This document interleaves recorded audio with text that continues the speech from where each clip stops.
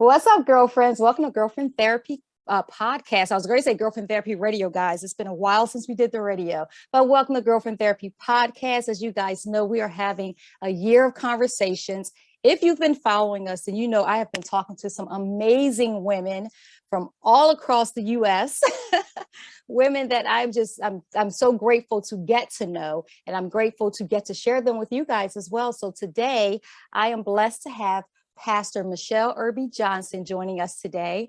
Pastor Michele is a disabled veteran. She's a survivor of domestic violence. She's a wife, a mother, a speaker, a trainer, a coach, a talk show host, an educator, an entrepreneur, and a multi-published author.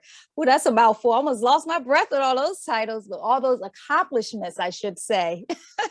And she's coming to us all the way from North Carolina. Hi, Pastor Michele. Thank you so much for joining us for Girlfriend Therapy podcast.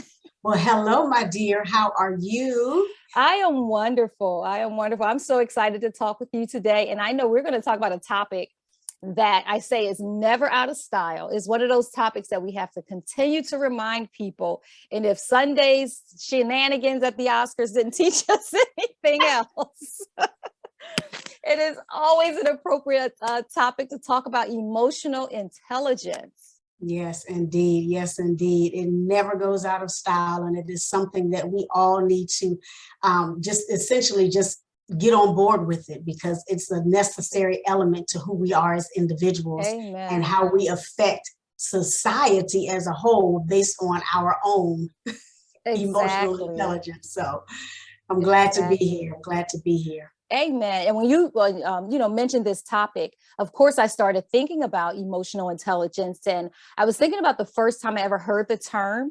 And I've always heard it in with regards to like the workspace, like your professional space. I think it was probably about 15 years ago. I can't remember like the details around it, but there was a young woman that I worked with, and she kind of got into it with somebody at work, and our boss, our program manager at the time, he was like, she doesn't have any emotional intelligence. And I was like, wow, that's an interesting word. And that was the first time I had ever heard those two words together, emotional intelligence together. So I'm just curious to, hear your thoughts about it, and just, kind of dive into what you want to say around that topic. Well, yes, I will say the same thing. The first time I heard wind of that catchphrase is what I used to call it. I said, what are they saying? Emotional intelligence. So in the workplace, yes, it was the buzzword. It was the thing that they wanted people to be aware of, because it affects how you deal with other people. It affects your relationships, your partnerships, and how you coexist in the workplace with other people. And if you don't know how to manage your own emotions around whatever, if the team is falling apart, if the project isn't working, people's emotions would get the best of them. And so when they made the statement, emotional intelligence, you need to know where you are and how to utilize your emotions in the spaces where you are. Right. And so that's how it kind of, if I can say this, fell out into the atmosphere. If you will, because we're so used to, IQ, exactly, intellect quotients and all that stuff. But what's your IQ? What's your IQ? But when we start talking about emotional intelligence, people are not even aware of what that means as it relates to them as an individual. Right. And so in my discovery with this term, this whole concept, I've discovered that a lot of people just don't understand what it means to them as an individual. And so by way of definition, it's really an awareness. It's an awareness of your own thoughts, right? How to self-regulate your own thoughts, your own actions, your own feelings. How do we manage them? How do we use them properly and in the proper context? And so most people don't know how to do that. Right. And they'll use certain things like, don't judge me, or, this is just who I am, and all of these various things. But and that's fine. But how to utilize that and compartmentalize it according to where you are and with whom you are with is also key. And there's an individual component to that as well. And so when we think about emotional intelligence, It's about understanding you. I put it together like this. Intellect, knowing your emotions. What are they? Right. Understanding your emotions. So, and I don't want, let me know if I'm rambling. No, but you're good. I get This is excited. So when we put it in context with, like, say, for instance, I'm talking to my son. He's 20, he'll be 29. And, for the past couple of years, he's been, going off on these tangents and everything. And he said, well, did you hear me? I said, well, did you hear you? He said, well, what are you saying? I said, repeat what you just said. Right. And he'll say it. And I said, well, what does that mean to you? He said, are you counseling me? Because, one of my degrees. I said, no. I said, I really need you to understand what you just said. I said, because what you said is bringing life to how you feel. Right. So if you keep, if I can be Bible, if I can be pastor, the Absolutely. Bible says you have what you say. So if you say I'm stupid, if you say I'm crazy, if you say I'm lazy, if you say I can't, right, that's self-fulfilling prophecy. And so oftentimes we let our emotions dictate who we are or how we want the atmosphere around us to behave. And so I bring my son up because sometimes he'll say things to me and I'm like, did you hear what you just said? And he's like, well, no. And I'll say it back to him. He said, what's the problem? I said, well, the problem is you just spoke something about yourself. Is that really who you are? Right. He said, well, what? I said, no, you just said that. Is that really who you are?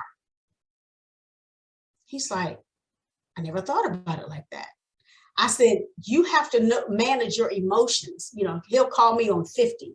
Right. Like, and he's going. He's like, well, did you hear me? I said, I'm yeah, but I want to know if you heard you. I said, because your decibel was like way up there and I have to come down from where you are. Right. Because you just took me right there with you. And I'm like, whoo, wait a minute, bring it down 1,000. Because you just, and I said all that to say, because I have to often remind people, do you understand what you're feeling within yourself? And the issue is that most people don't. Exactly. And I could go on, but. No, I think what you're saying is so key. And when you talked about just, I think you said it like being intelligent about your emotions, or I guess the intellectual, I forget how you said it, but it was like being like intelligent about your emotions. So understanding, I think to a degree, like your triggers, understanding and paying attention to, like if someone says something, giving yourself the time to process it as opposed to just being reactive. Right. Yeah. And so I think that's the intelligent part. One of the things I always say is that we have to, I say we have one job, and that every day is to manage us and to master us. But sometimes we think that we get to manage other people, and how it's like, no. So even I don't want to talk about the whole Oscar situation because I think people have talked about it enough. But I think even in that scenario, it's like if everybody was just managing themselves, then they could have potentially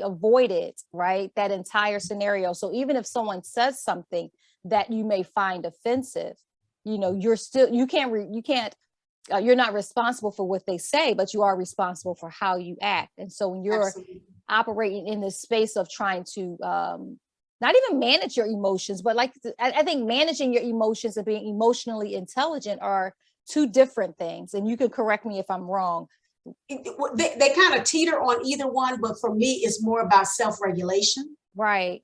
Being able to understand, like you said, when to pull back, when to lean in. Right. And you said something very key about, you don't have any control about what somebody says, but you do have control over how you react or respond. And there's a difference. People don't know, that their response or their reaction gets a different reaction. So reaction is, knee jerk. I'm coming straight from the cuff. I'm going to let my emotions dictate where I am, what I'm doing, what I'm feeling. Whereas a response, my emotional intelligence says, breathe before you speak. because you don't want something to fall out that you can't take back. Exactly. Especially if you're televised, or especially if you're in front of a whole bunch of people, you may apologize to that one person, but the whole world just heard, or the whole world just saw your reactionary emotion, as opposed to you breathing and saying, okay, well, now, how am I supposed to really handle this situation? Now, I didn't see anything. I didn't see the Oscars. My husband told me about it, and I was like, okay, that was a mess. Because and the only reason I can feel for it is because the alopecia thing. I get it. I understand what's going on, but I don't watch those shows, so I didn't get into it. But I oftentimes tell people, your emotional intelligence is guided by you understanding that you're not responsible or accountable for them. Just like you said, when someone says they don't like, someone says, well, what do you do when people don't like you? I said, that's not my business. Exactly. Because now I have really gotten a hold of my own emotional intelligence. Now, had you caught me 15 years ago, I'd have been like all over. What do you mean they don't like me? Why don't they like me? What did I do to them? I'd be ready to just explain myself away and be able to give them all the reasons why they need to love me and all of these various things.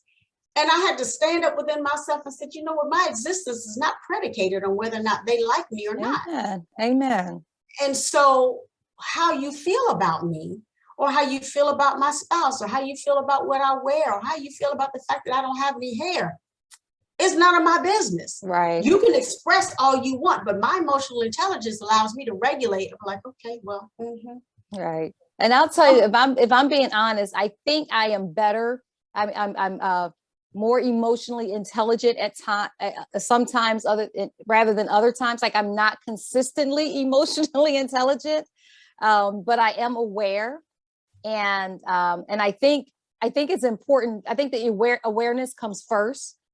So understanding, like, okay, these things have triggered me, because there's a physical response that starts to happen within you, right? Before the verbal or the physical, there's like your heart starts racing, your head starts right. Like, there's something that's like physiologically happening within you before it starts manifesting on the outside, before you have an outburst or you say something that you can't pull back.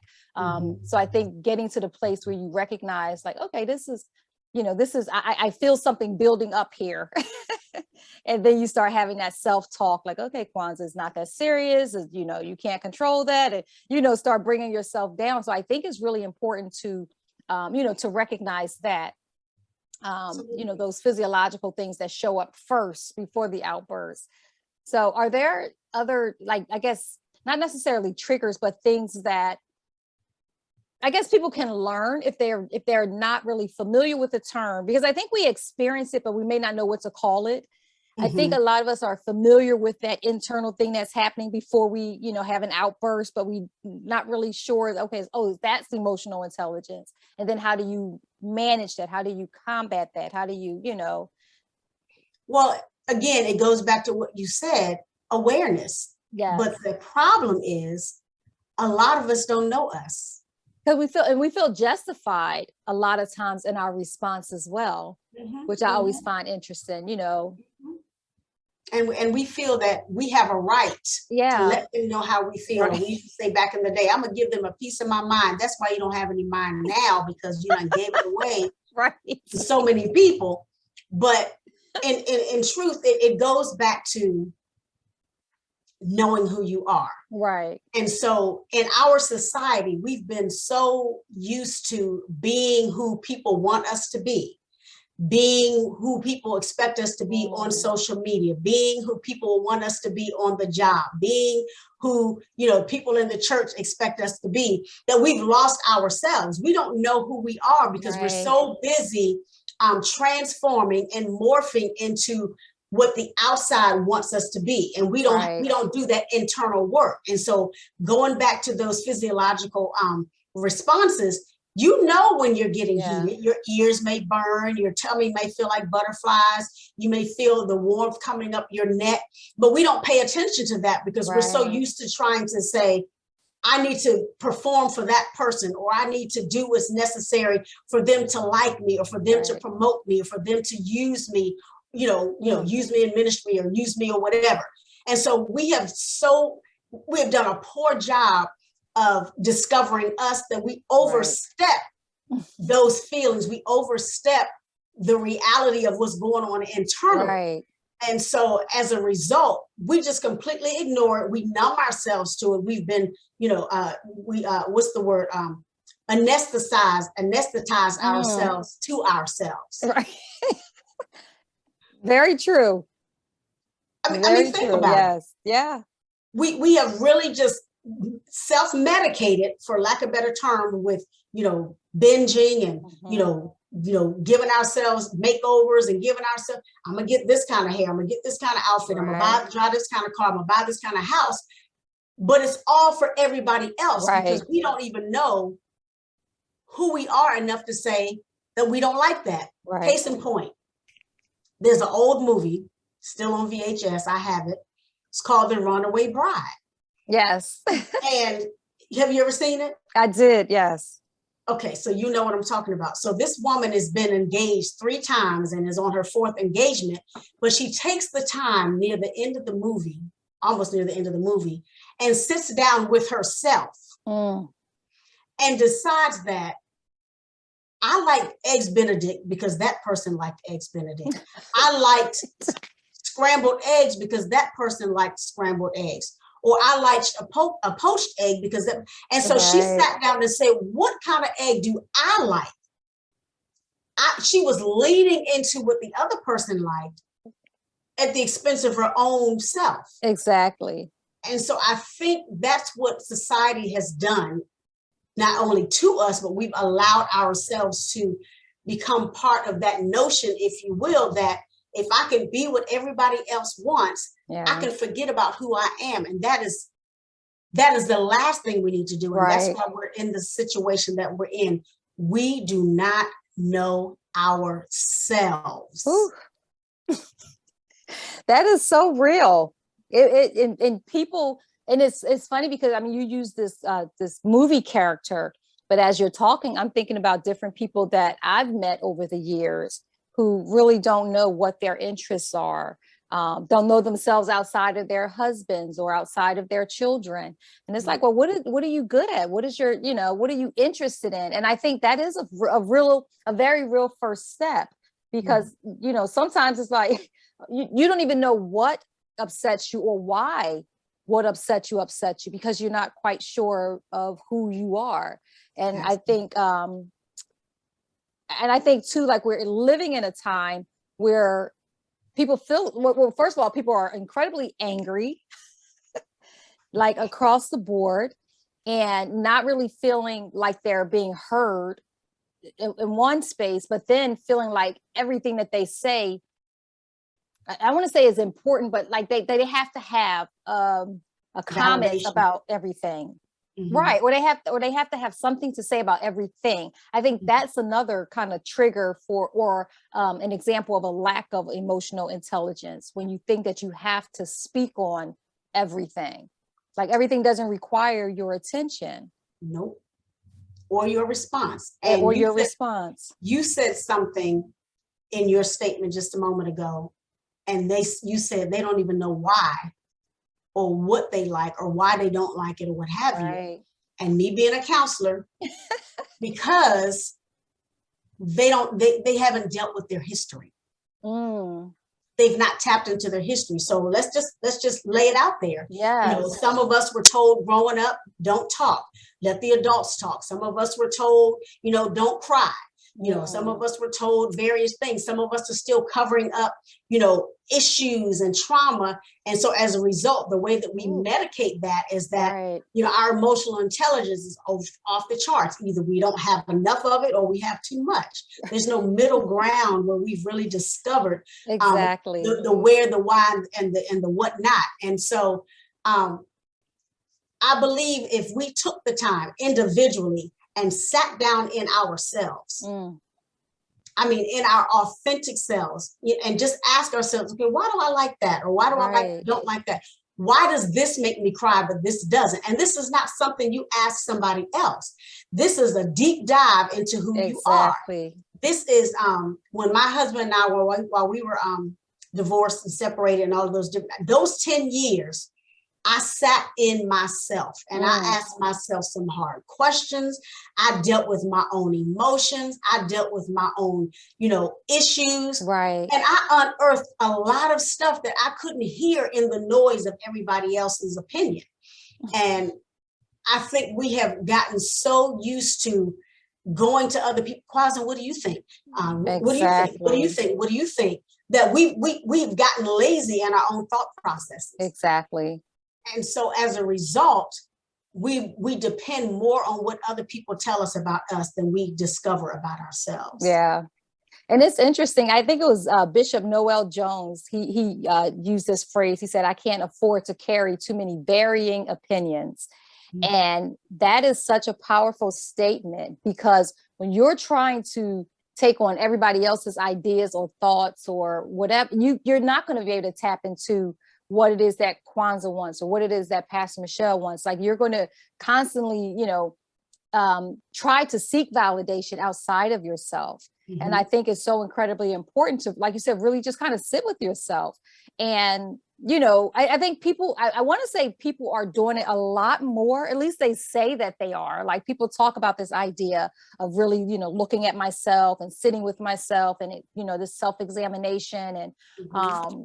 But I think we're still so influenced by external things, right? Yes. And so it's like, so even though you can take those moments where you feel like you're settled, but then something externally happened, and if you don't have that self-reflection to kind of, look at that thing, or those lens to look at that thing through, then you're just kind of taking it in and not quite sure where to go with it or what to do with it. Mm-hmm. But I think the emotional intelligence part is really kind of looking at things through your own lens. And it doesn't have to be like this. I think it was Chris Rock, who talked about, I may not know everything that I want to do, but I know what I don't want to do. So if you can start there and have like just an idea in a sense of what you don't want to do based off of, examining yourself and spending time with yourself, the things that you don't like for whatever reason. Mm-hmm. So if you can start there, and then start, filtering all these other things that's coming to you, start filtering it through just that level of understanding, then you'll only continue to grow and mature from there.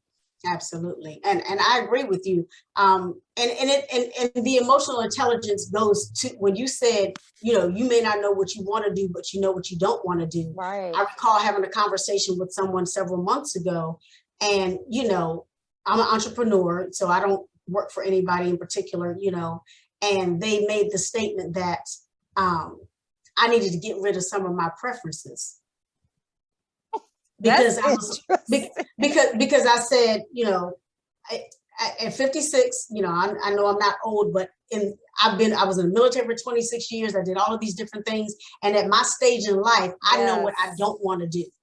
So I don't want to manage somebody's calendar. Yeah. Did it, done it, don't want to do it. I don't want to do this. I don't want to do that. So when they said I had to get rid of some of my preferences, I had to sit in that thing. I said, but my preferences belong to me. Exactly. They don't belong to the outsider looking at me, trying to dictate what I should or should not do. And so I agree with the fact that I may not be doing everything I want to do, but I tell you what I'm not going to do. Exactly. And so I think it's poignant for us to understand what we like and what we don't like. I had to tell my husband, I think we were married like 3 months, and I had to tell him, because, we typically watch the same things on TV. We like the same things, HGTV stuff, but there are certain things he likes that I don't want to watch, and vice versa. And so one day he wanted me to sit and watch some movie with him, and I watched it. He's like, well, how did you like it? I said, it was okay. He said, that was the bomb movie. I said, and at first I felt a little trepidation in telling him that I didn't like it. But then I said, I can't lose who I am. I have to be honest. I said, I just don't like it. I don't enjoy it. And so he'll say stuff like, well, what about, you want to watch Blackish with me? I said, it's not my kind of show. I don't feel like it. I'll watch it, and so I'm finding that I'm really being more vocal about what I like and don't like, not to the detriment of the marriage, but to save me. Exactly. Because I heard somebody say years ago, when you're in a marriage or whatever, you can't lose the me and the we. You still have to know who you are. And again, we've gotten so conditioned to pleasing the other person. And there's nothing wrong with that, particularly if we're talking about marriage or, you know, making sure we're doing what we're supposed to do in our job and things we're supposed to be doing for God.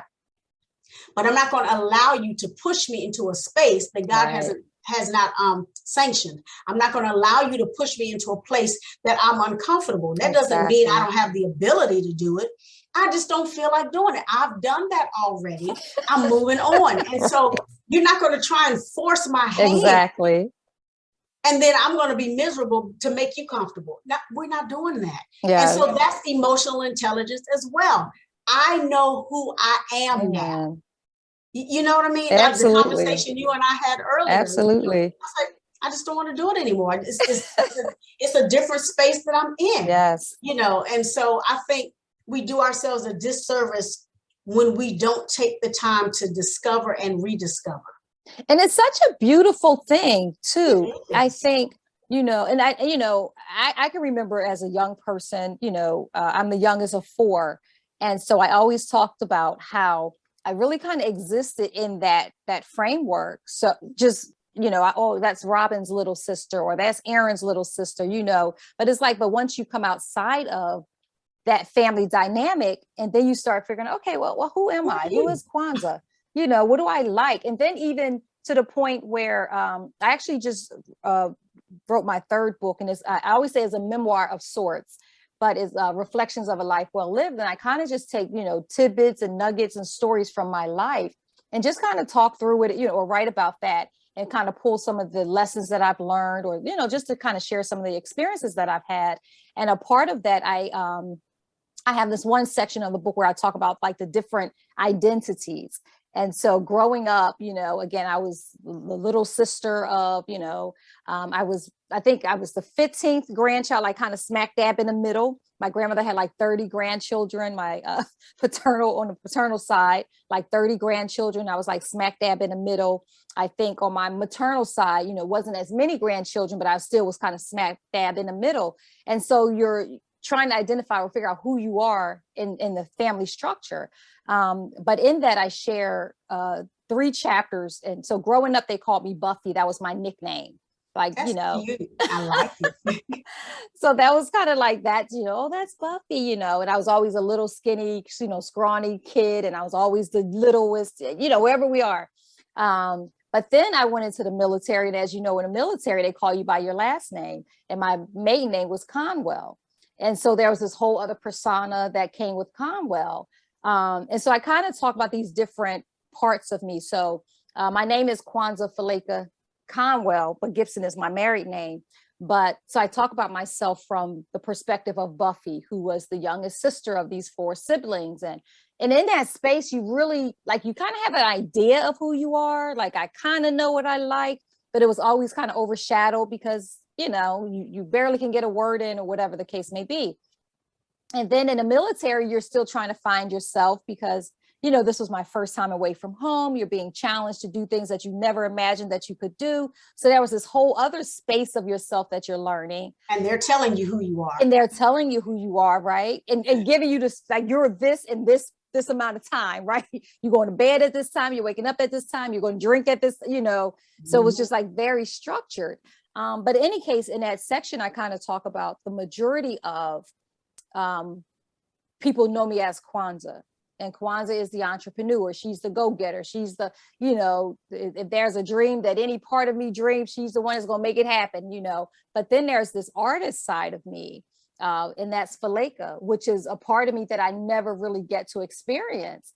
And so it was just really interesting, how, first of all, I kind of took a step back, because that was a part of that self-reflection, really taking a step back and seeing all these pieces of me and how well they work together, right? And whereas before it was kind of like, oh no, this is the, like, Buffy is the dreamer. She's the, you know, the childlike innocence and all of that, you know, eyes as big as a quarter and just, you know, the world is her oyster, right? And Conwell, that was a whole nother, you know, that was my resilience, because you had to have that to be in the military, you know, male dominated. And, you know, so there was all these pieces. And so now at 50 years old, I can look across these pieces and see, no, this is, all of that is me. And it's beautiful.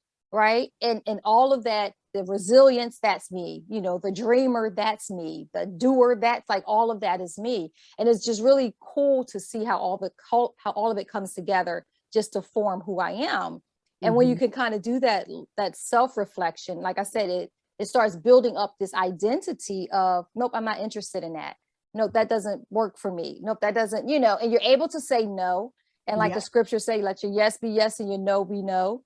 And you're not going to feel, obligated to anything or anybody's idea of who you are or what you're. So I think all of that plays a part in this whole idea of, the emotional intelligence piece, because because everything becomes bigger than, I can't even explain it. It's like, it's bigger than everything outside of it, if that makes sense. Like who I am and what I need to be who I am is bigger than who don't like me, is bigger than, it's big. It helps you to shape the sacrifices, right? Yeah. Or what you're willing to give up. I don't know if that makes sense. It makes a lot of sense, because when you come into yourself, right, extraneous things don't matter. Exactly. What's on the outside is no longer shaping you, but what's on the inside is shaping you from the inside out. Exactly. I have come up with this whole thing. No is a whole sentence. It's it's a complete sentence. If I said it, there's an exclamation point at the end, and that's all I need to say. But I love that part when you were talking about, all the parts of you, and we forget that there is a sum total. Yes. Our lived experiences, our pain, our struggles, our varying, I'm a singer, I'm a writer, I'm a publisher, I'm a dancer.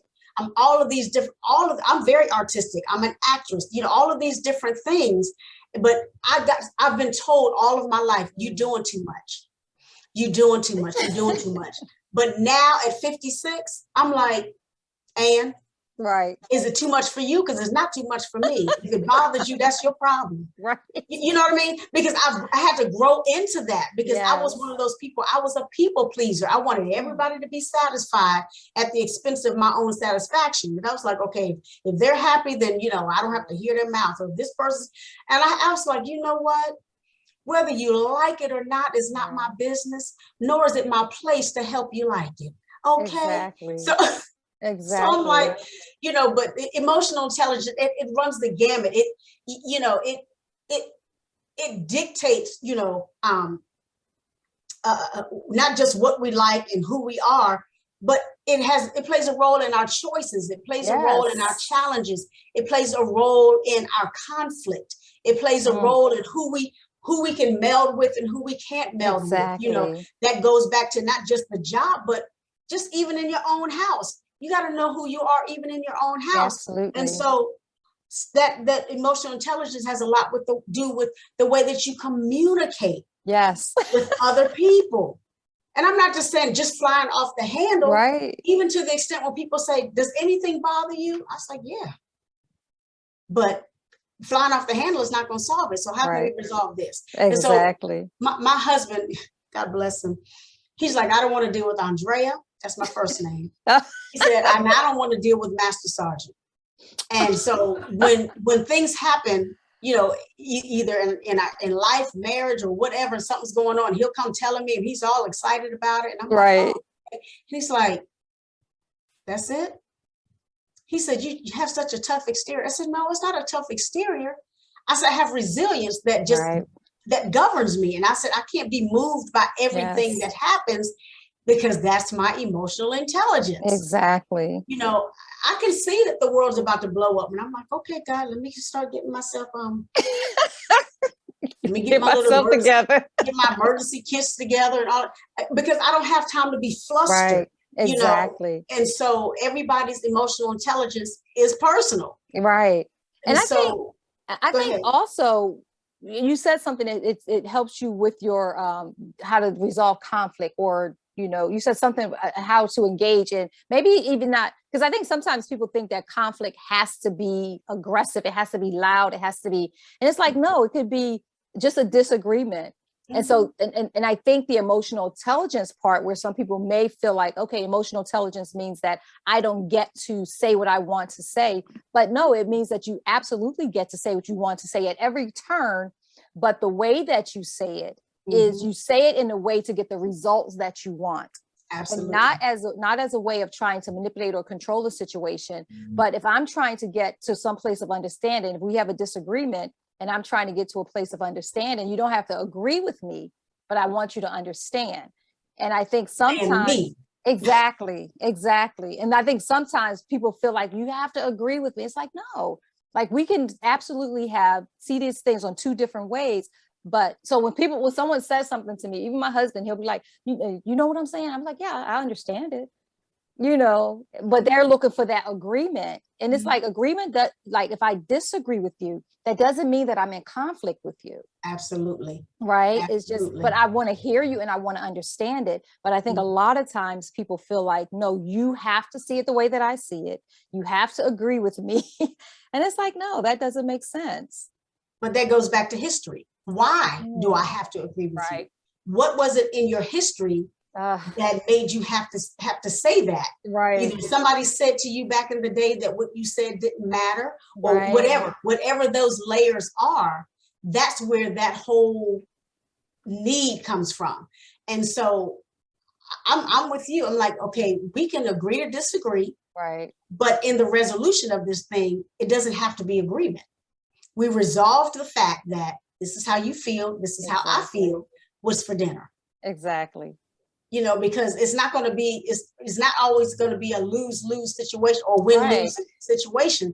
Sometimes we can both win by saying, I understand you and you understand me. Exactly. And I always say understanding doesn't equal agreement. And that's fine. I'm like, and it's okay. But see, we've grown to that. Right. But there are some people that will harness that, or harbor that. Yeah. And they'll carry it for 2 days and 3 weeks. And well, I remember when back in January 2021, and I'm like, wait a minute, this is getting ready to be April 2022, and you still talking about that? Well, you didn't agree with me, and I'm still not going to agree with you. You are making yourself sick physically, emotionally, mentally, spiritually. You ain't pleasing God because you're holding a grudge. I said, so you can go ahead and carry that weight. I've released it a year ago. But if you feel that strongly about it, go sit with it and resolve it, because I'm done. I'm not going to agree with you in that. Exactly. And so go ahead. You mentioned something. I was going to ask the question, with regards, especially as a pastor, and, when people know that you're in ministry and they try to use that, right? And I don't know if you've experienced it, but I've certainly experienced it, where people try to use that to manipulate you into acting a certain way. And so even when you're disagreeing, so I want you to just talk a little bit about like emotional intelligence as it pertains to being in ministry or being a Christian in general. Well, Lord help me. The thing of it is, we have to be able to understand boundaries,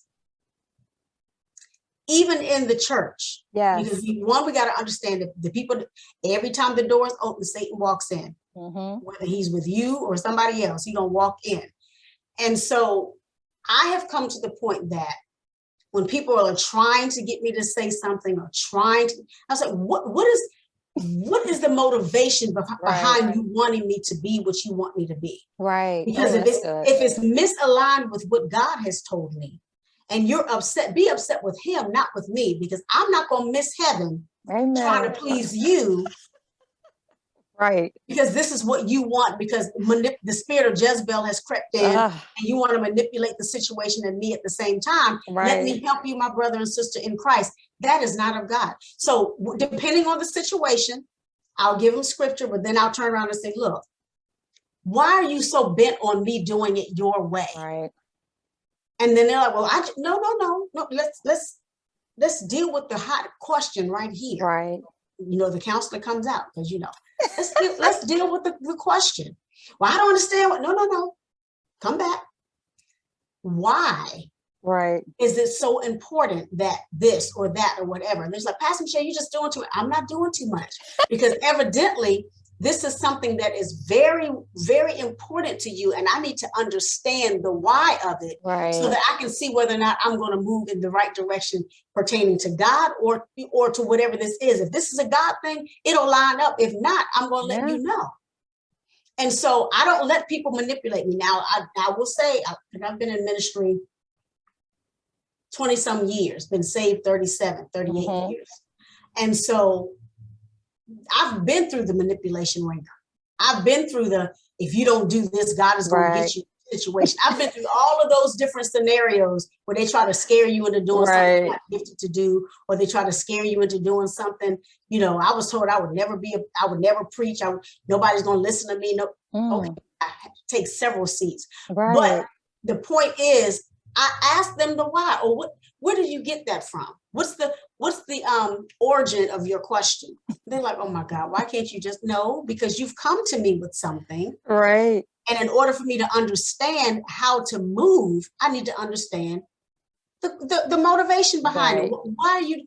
And when I do that, they'd be like, okay, so it must not have been important. You were trying to push me into something, just like somebody trying to push me over in the Holy Ghost. Wait a minute, I will brace myself and look. The Holy Ghost knows how to knock me out. I don't need you to push me. I got this lady straight at the altar one day. I said, do it again. But they push you real hard, try to. No, I told her, I said, do it again. And I looked at her square in her face.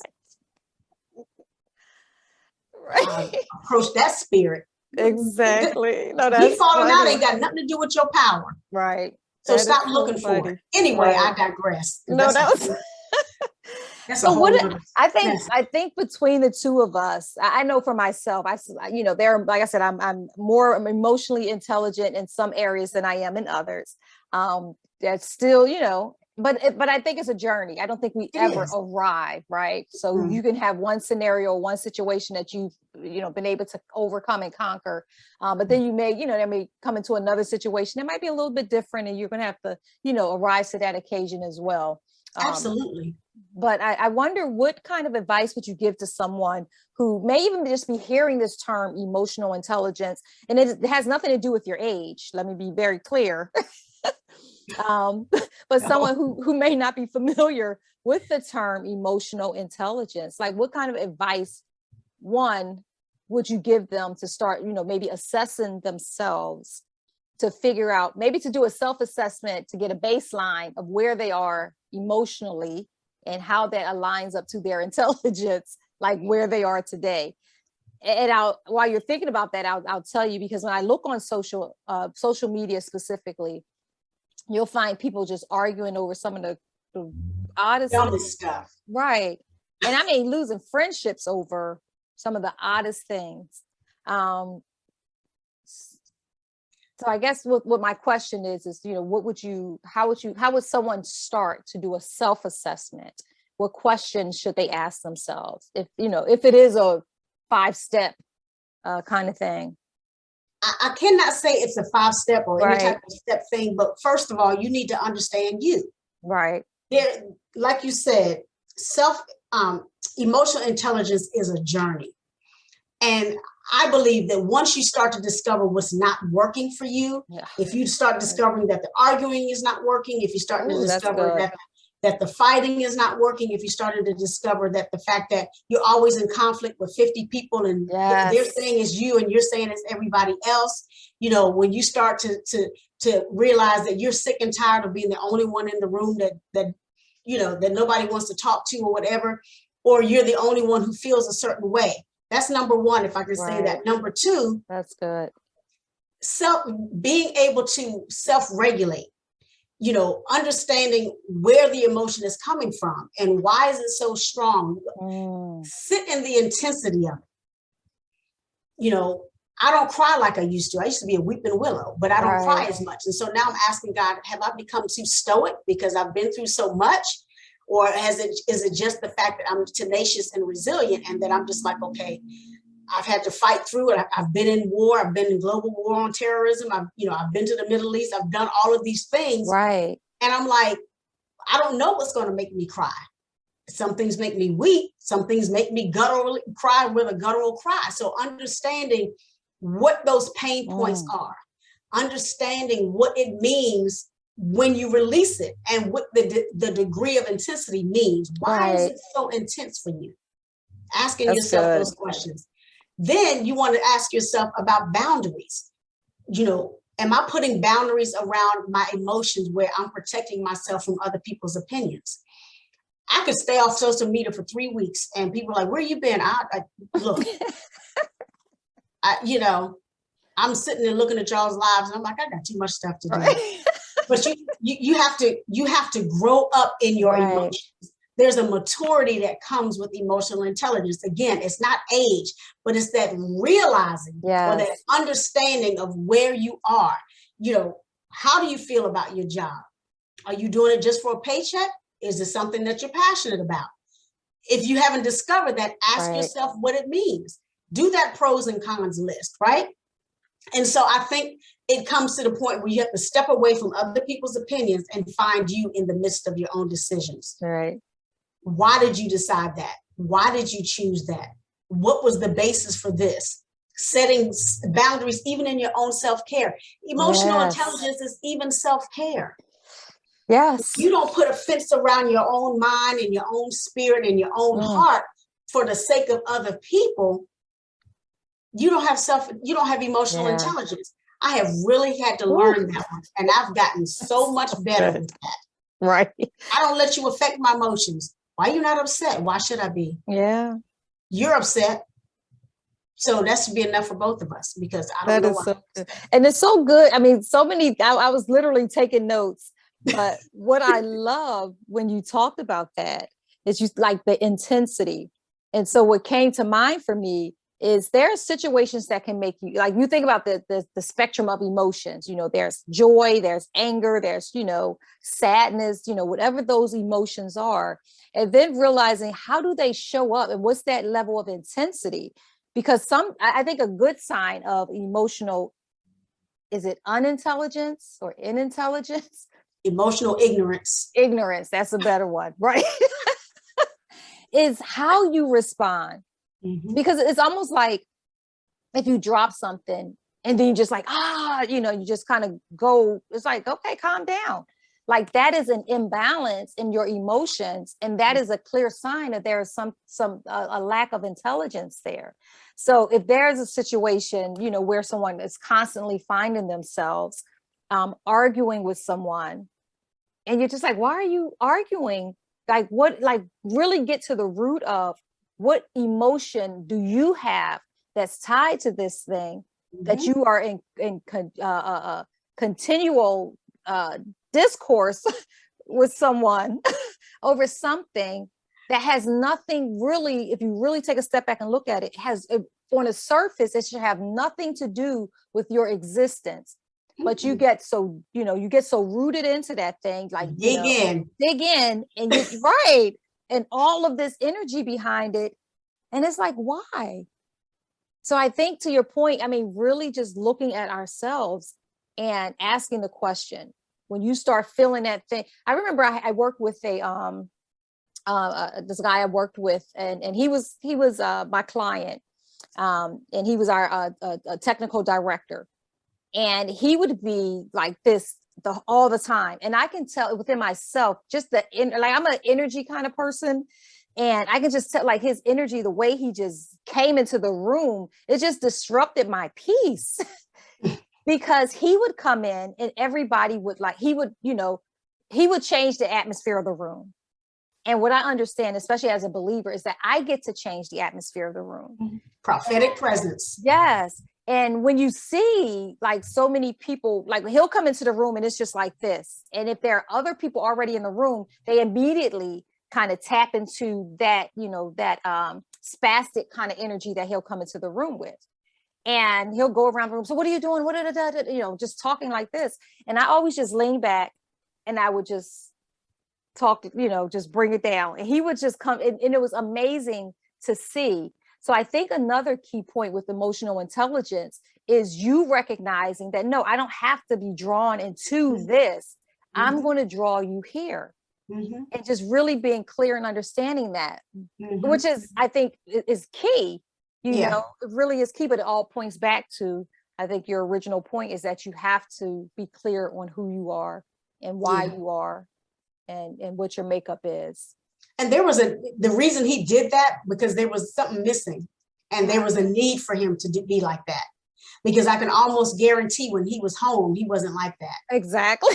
And the fact that he knew when he walked in the room that there were going to be some people who would pop into his space. Yes. And that he got so much from it, but all it took was you to lean back for him to just bring it on down. Yeah. He was an attention getter. Yes. And as a result, when you wasn't paying him no attention, he's like, oh. Yeah.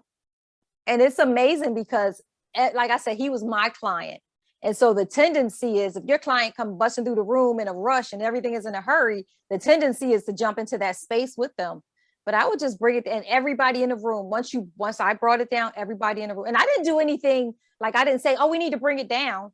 I just positioned myself in a calm space, my tone of my voice, the cadence of my words, everything just kind of brought it down. And it was always, every time, it was so amazing to watch. Like, wow, this is. So when you see people like spinning, you realize that, okay, if someone was to take control of that space, then people are not going to be spinning in that way. And so you can kind of come from this space, I guess is the point, which tells you what to get on and what to get off. Exactly. Life is a merry-go-round. Exactly. You get to choose whether you get on the horse that goes up and down or the one that's stable. You get to choose. You know, and I didn't mean to cut you off. No, you're good. That's what I was seeing, because I'm like, people want to then say, you made me feel like, and I'm quick to say, did I make you feel like that, or is that what you adopted for the session, for the moment, and then you want me to agree? I said, because I can't make you feel anything. That's your own emotional intelligence. Exactly. My emotional intelligence says that I did what I needed to do or say what I needed to say, but how you feel is your regulation, not mine. That is so good. I mean, that point right there, when someone tries, because that's what they'll do. It's like they'll try to create this atmosphere, and it's like, well, you made me.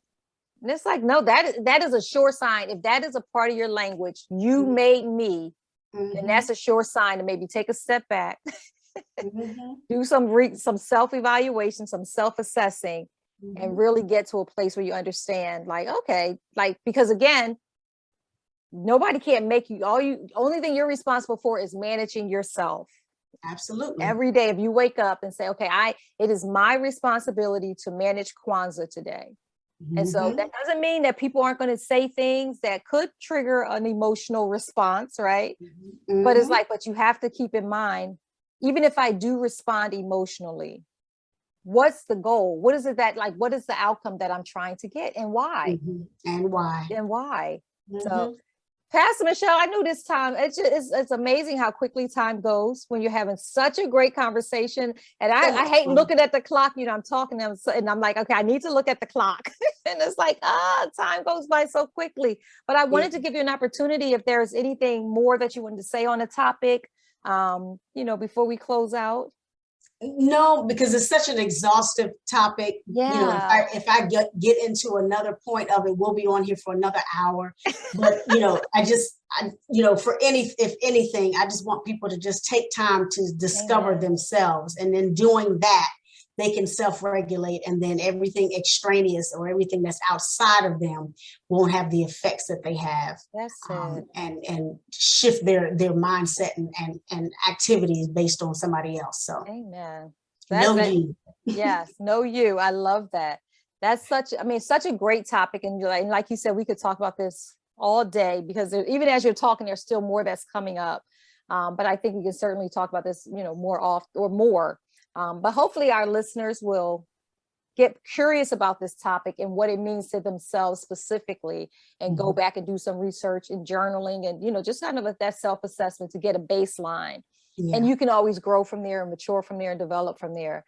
But thank you so much, Pastor Michele, for joining us today. I'm sure that you have blessed a lot of our listeners, and I can't, you know, wait to hear the feedback and, you know, see how what they will take from this conversation to just kind of better themselves and improve their lives. So thank you so much.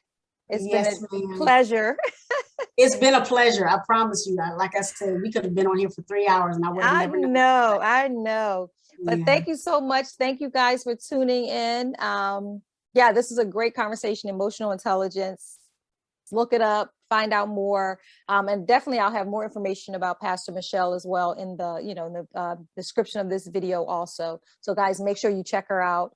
She has some websites that you can check out. A lot of products. She's, like I said, she's a multi-author, multi-published author.